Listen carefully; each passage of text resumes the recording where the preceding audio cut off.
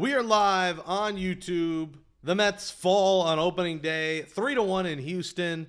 Thank you so much for joining us. I am Jake Brown at Jake Brown Radio. You're watching Mets Daily. Smash that thumbs up on the video. Not thumbs up to the Mets losing on opening day. Almost getting shut out for the first time on opening day in the history of the franchise. Thankfully, the ninth inning, they score a run, and there was a flair for dramatic. And, of course, Juan Soto came up with a chance to put the Mets ahead. Listen, I don't know what the heck he's swinging at there. He knows the guy's wild.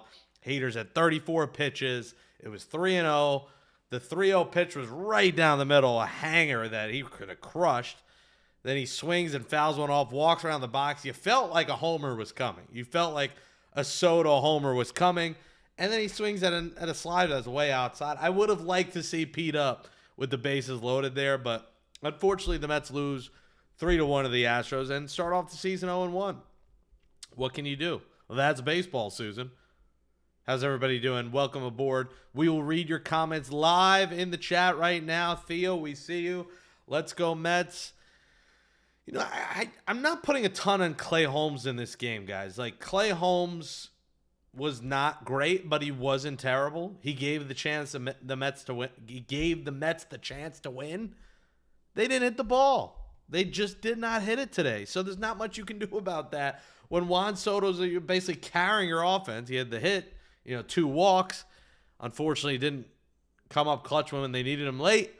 But in the end, this is on the offense. I'm not going to blame Clay Holmes for this. The bullpen, great job. Bullpen, leaves unscathed.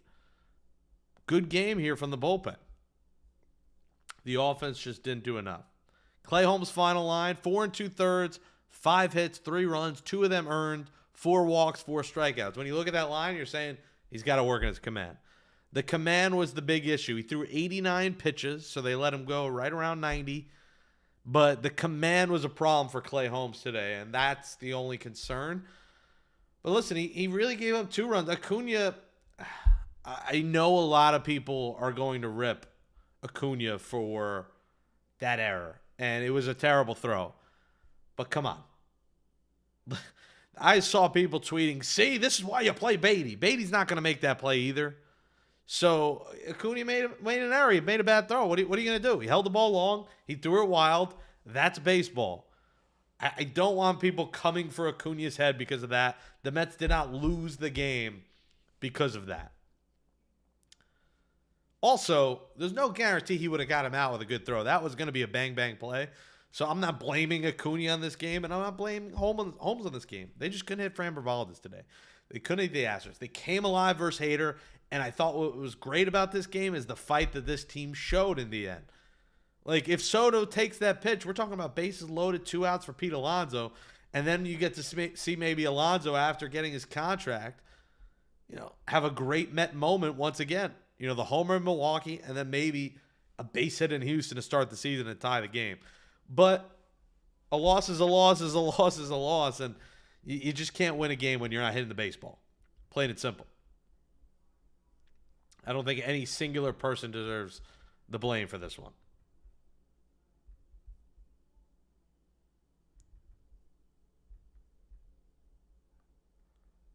What's going on, everybody? At least they didn't get shut out, says Mary. Nelson says, hello, Jake, Theo, fan of Mary. Hi, Nelson. Hello, everybody. Welcome to the post-game show. We won't be doing a post-game every game, but I think as much as we can and any walk-offs, I was debating going live during that 9th inning, maybe getting some live reaction, but we're still getting the kinks worked out. Once we have it all smooth and flowing, we'll maybe be doing more of that. 9th inning kind of going live, tie game. That'll definitely be a home game. If it's tied, home game, bottom of the 9th, we will go live during that. You guys can watch along with us as we take in the drama of Mets baseball. But let me know what you thought of the game. I think the things that stood out were the Acuna error. Soto obviously coming up in that spot. You knew it was coming. But Framber Valdez, 4 hits, 2 walks, 4 strikeouts. He was great today. Abreu had 3 walks. He had some command issues. I think you're going to see this early in the season as guys, are just getting acclimated. There's going to be walks early. There's just going to be walks. And, the other funny storyline, how about Hayden Sanger? I don't know. Did the Mets pull Luis Torrens a little too early? I think it was a cool moment for Sanger, but let's be real. He was overmatched in that spot. I would have liked to see Torrens, and this is what you're going to have here with, a backup catcher who hasn't played before. He's going to come up in big spots.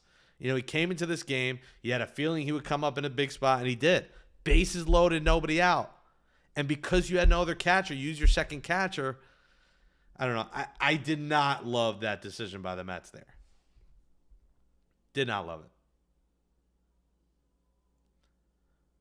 I get it. You send Winker up against the righty, Torrens. When you have a backup catcher who's never played in a big league game, you don't want to risk having to use him in a big spot, and that's what happened. I didn't love. Now we're not going to nitpick Carlos Mendoza on opening day, but we're talking about the game and what could have been done differently. And if there's something I do different, I'm not using Winker in that spot. I'm keeping Torrens just in case you're going to need him later.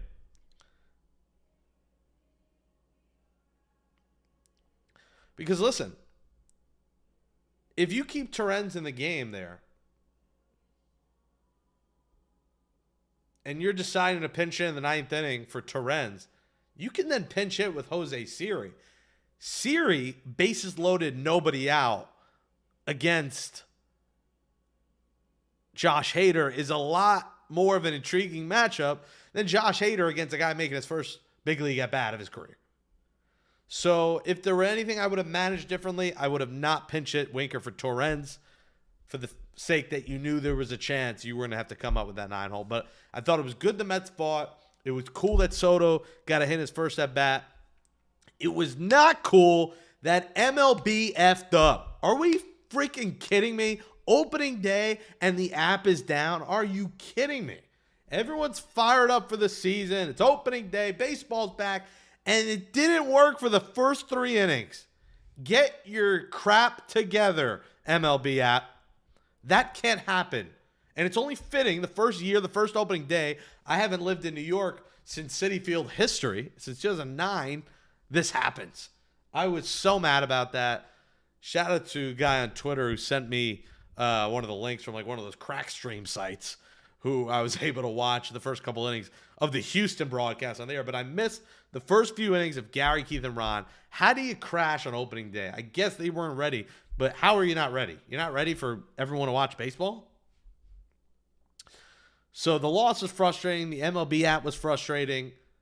Hayden Sanger having to come up in that spot is frustrating. Juan Soto swinging at a pitch way outside where we could have saw Alonso with the base loaded was frustrating.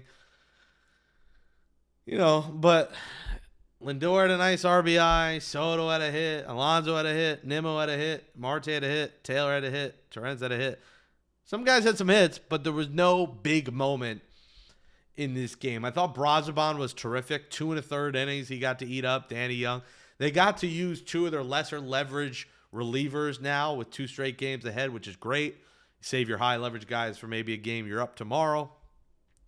But, tough loss. It's only game 1. Tomorrow it is Tyler McGill versus Hunter Brown. Hunter Brown, a fireballer, strikes out a lot of guys. So, going to be a tough game tomorrow. But Tyler McGill's got to step up for this team.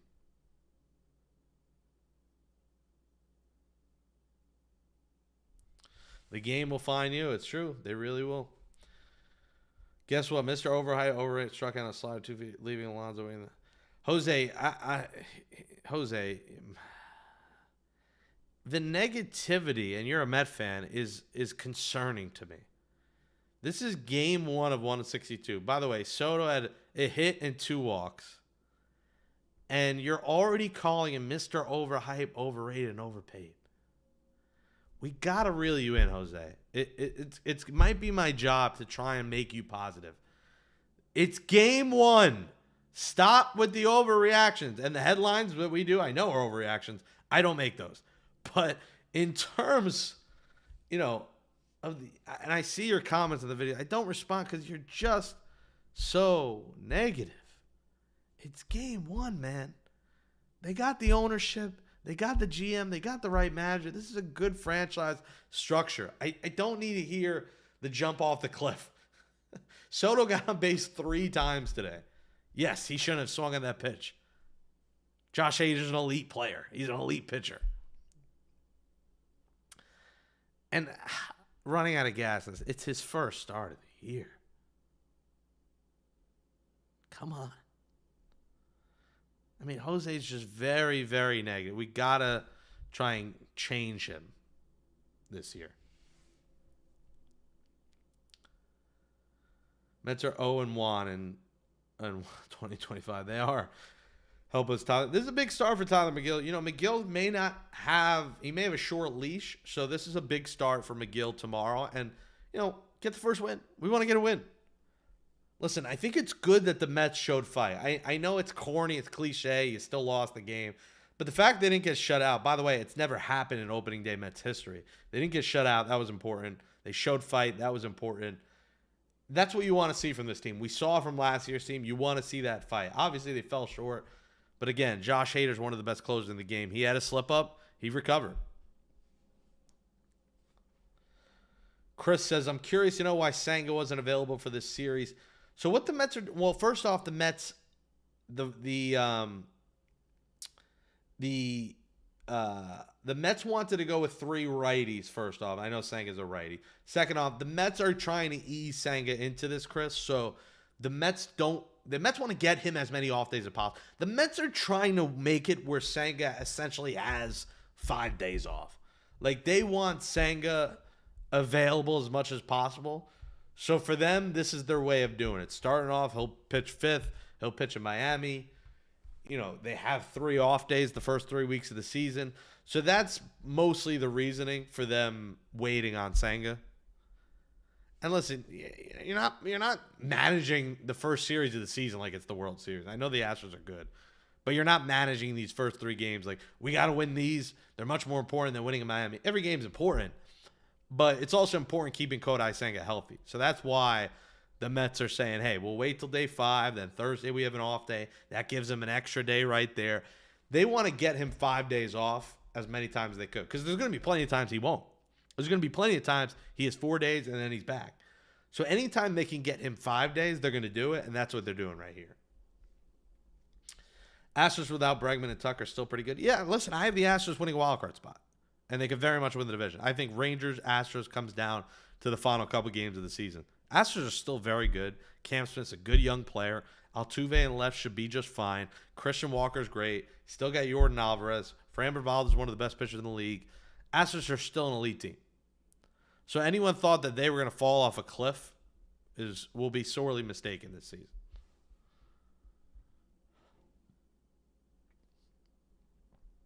But it's 1 of 162. You know, I think it was just great to see baseball on. I was on the edge of my seat in that 9th inning. They gave us a reason to believe, and you hope that they give us reason to believe and to win.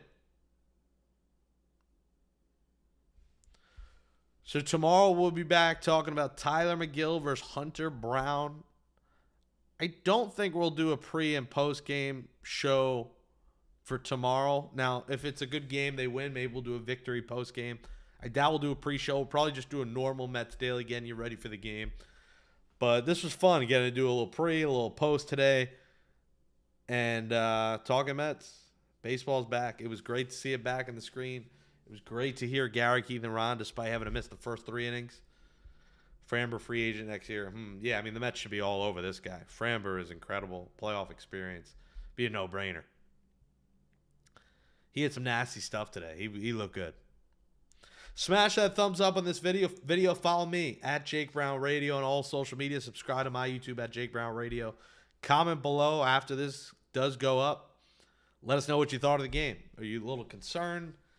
I don't think anyone should be concerned. Like, I'm not going to rant because they lost 3-1. Like I said, I didn't love pinch hitting for Torrens. I thought if there was something I would take back if I'm Carlos Mendoza, it's keeping him up. And then in that 9th inning, in a spot where you would have liked Winker then, or you would have liked using Jose Siri then, that's when you do it. Unfortunate that Senga's first at-bat had to be in that spot. Now, if he gets a hit or hits a grand slam, it's like the greatest moment of his life. And that's what I was praying for. He did have a couple good hacks. It's not like he was completely overmatched. But when he struck out, you're like, yeah, I mean, he doesn't belong against Josh Hader. So I'm glad that they showed fight against an elite closer. Like, Hader is a dominant pitcher. Mets showed fight. They came back. That's what you could ask for. So this is Mets Daily. Subscribe to the channel. Share the channel. We'll be here all year long covering these Mets. They're 0-1. 0-1. But looking for the first win tomorrow. Tomorrow's, remember, Apple TV game. So I hope you enjoyed your 6 innings of SNY today. Tomorrow you got to listen to Wayne Randazzo on Apple TV. So no offense to him. It's not Gary Keith and Ron. And you also have to make sure you have an Apple TV subscription. It's very annoying. But thank you so much for watching Mets Daily. Tough loss today. Mets lose 3-1. Clay Holmes, command not great. Got to be better next time. Acuna can't make that kind of throw. That was a bad throw. Otherwise, a couple of encouraging signs and hopefully a win in the docket for tomorrow. Thank you so much for coming to this live edition of Mets Daily, everyone. We'll talk to you sometime tomorrow. We'll drop a show before the game. I believe tomorrow is an 8 o'clock game, so we'll talk to you tomorrow afternoon right here on Mets Daily. It's always, let's go Mets.